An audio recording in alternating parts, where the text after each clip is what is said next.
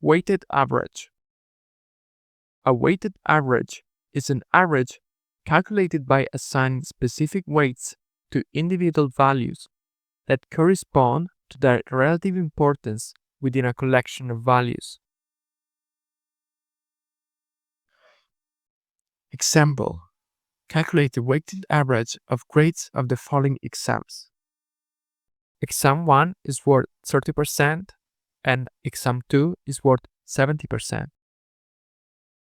The grade of exam 1 is 8.5, which is worth 30%, and the grade of exam 2 is 6, which is worth 70%. So 0.3, which is the 30%, times 8.5, which is the grade of exam 1, plus 0.7, which is the 70%, times 6, which is the grade of the second exam, equals to 6.75.